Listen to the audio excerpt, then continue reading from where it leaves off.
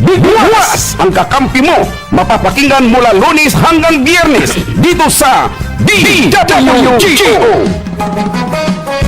Yes! Good morning! Good morning! Dito na naman po kami. Araw po ng Biyernes. Ang inyo pong lingkod ay naisa katuparan na naman at nagtagumpay ang isang linggong paglilingkod sa mamamayan ng Olongapo, Zambales at Bataan. Nasa ika-11 araw na tayo ngayon. Mga kababayan, ngayong buwan ng Abril 2014. Thanks God, it's Friday. Ika nga, Friday. Araw ng koleksyon.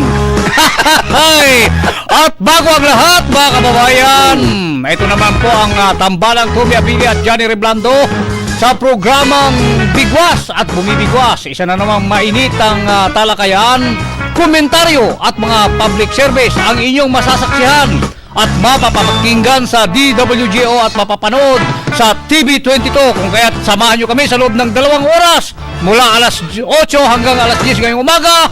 At ako si Johnny Reblando. Ako naman si Tommy Abili. Kami ang Bigwas!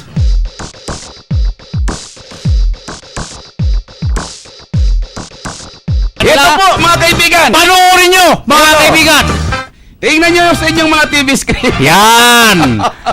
Ang nakikita nyo, mga kaibigan, I-focus ka sa natin ngayon. konti yan. Pwede bang i-focus ng konti? Yan. Ayan, oh. Ay, tingnan nyo maigi, mga kaibigan. Pataas natin ha, pataas natin ha. Tingnan natin yung... Yan yung message, first page ng souvenir program na message ni DepEd Secretary Armin Luestro, mga kaibigan. Yan, nakalagay sa pinakahuli. Kung sa pangalawang message, yan. ang butihing message ni Honorable Roland C. Paulino, City Mayor of Olongapo City, mga kaibigan. Iisa ang mensahe. Sino ang nagkopyahan? Sino kaya ang kumopya dito? Partner. Si Mayor o si Secretary? Eto, Ang nabago lamang, partner! Ano? Welcome to the home of the most beautiful woman. ... May you have a memorable stay in Olongapo City. Yan lang ang nabago! Ibig sabihin po, mga kaibigan, kinukopya. Tamad ang writer ng ating butihing alkalde. Nangopya na lamang. Plagiarism yan. Na- Mantakin mo, hindi lamang sa Olongapo ito, kundi buong Pilipinas, mga kababayan. Nakakahiya yan. Tandaan nyo yan. Partner, bandaan. Abay pa, alam nyo kung paano ko nakuha yan? Nakakahiya yan eh. Nag-uusap-usap yung mga nakasakay ko, mga estudyante. Nagtatawanan. Yan. Yun, nakakahiya. Partner, dandahan naman. Baka marinig nila. Sikreto mo lang, dandahan mo lang. Nagtatawanan, partner. Baka marinig nila. Abay, nung sabi ko, ano kaya itong pinagtatawanan nito mga estudyante?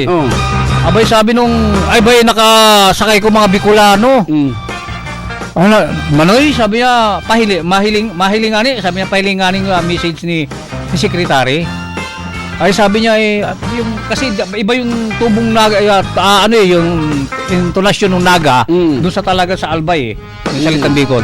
Pahiling nga ni, sabi niya nung isa, patingin nga, sabi niya, pahiling nga ni, so message ni Secretary, message no mayor ng Olongapo, sabi niya. Abay, sabi, pareho man baga, Manoy, sabi niya, Manoy, pareho man baga. Di sumabat na ako. Ano kako yung pinag-uusapan nyo? Bicolano man kako ako, taga-uwas.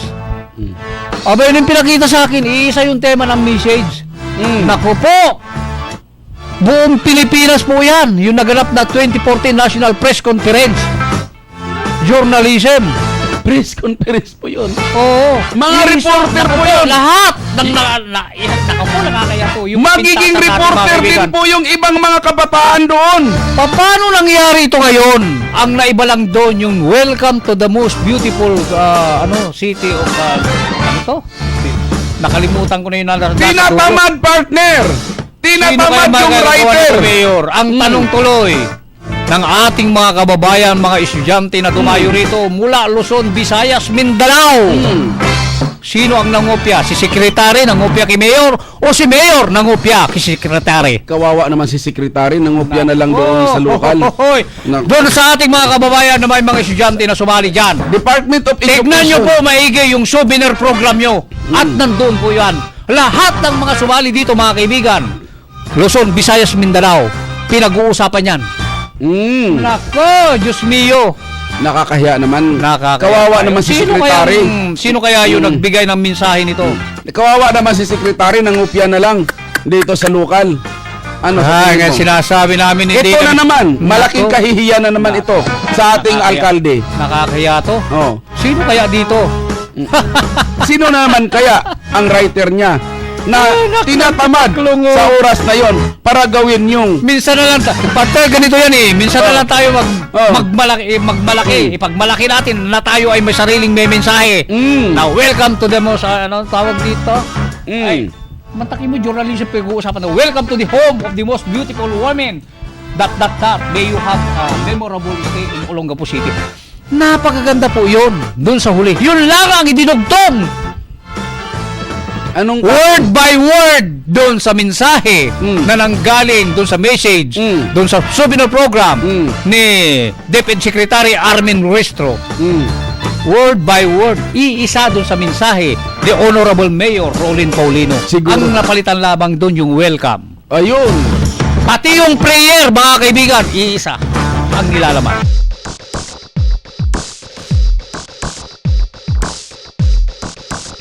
Nakiusap, sinabihan daw sila ng PUD na bayaran na raw nila kaagad ang kanilang utang Ano nangyari? para hindi daw sila mapuputulan.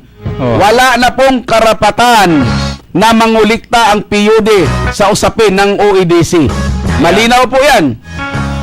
Kaya kinausap na po namin ng maayos yung OEDC. Wala po silang karapatang mangulikta ng pera pagdating sa kuryente. Yung bayarin, hindi na pumayag yung PUD. Kailangan daw bayaran buo. Naggusto nila magbayad ng kalahati, hindi pa. Diba? Oh. Mga corrupt talaga tayo. Di ba mga taga-PUD, anong ginawa ninyo? Malalaman ninyo dito pag inilabas namin ang whistleblower. Dahil kayo yung mga magnanakaw ng kuryente noon. Hanggang ngayon, mayroon pa kayo isang area, may mga barangay pa kayong hinahawakan na illegal tapping. Dahil nawalan kayo ng dilihensya ngayon. Ngay. Dahil mahigpit ang OEDC. Alam nyo ba nga, 640 na ang nahuli ng mga taga-OEDC na mga illegal connection? Pinakasuhan na yan mga yan, ha? May mga, Mga kaso. tauhan yan, mga alaga yan ng taga-PUD. Hindi namin akalain kayo mga taga-PUD, mga traidor pala kayo. Nung nakaraan, nung malaman na ninyo dahil lumubo na, lumaki na ng husto ang bayarin sa kuryente dahil subsidize ang PUD noon, abay nung nalaman ninyo na ipaprivatize dahil yun na lang ang solusyon para mabayaran ang utang dyan sa Napukor, abang ginagawa ninyo, nagpalabas kagad kayo ng issue at kumampi kayo kay Mayor Paulino at sinabi niyong malaki ang utang ni Gordon nung nakaraan. Pero hindi si Gordon ang nagkakautang, kundi kayo! Kayong mga magnanakaw dyan ng kuryente at nagpapabayad ng nagpapakulikta na buwan-buwan ng mga iligal. Ngayon, nanghihingi pa kayo. Kapal ng mukha. Kakapal ng mukha ng mga to, ano? Ito na lang po, Manong. Kung may utang po kayo nung nakaraan, kung nilagyan kayo ng utang dahil sa kawalang hiyaan ng mga taga-PUD na yan, kasama po yan sa binabalikat ngayon ng local government.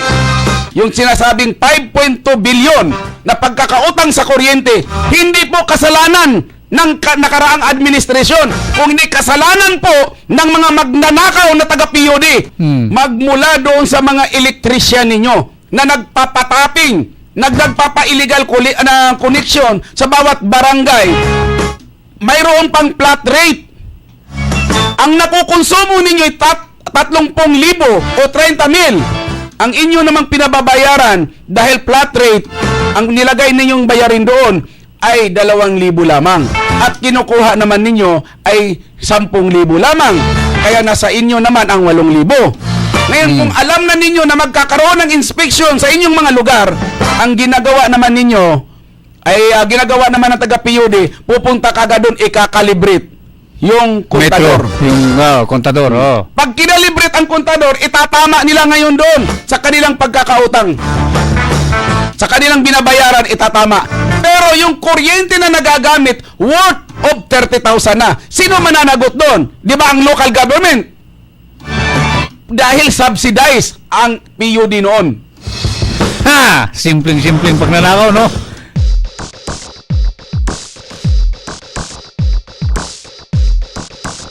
Ako po si Johnny Reblando. At ako naman, si Tommy Abili. Kami ang Bigwas!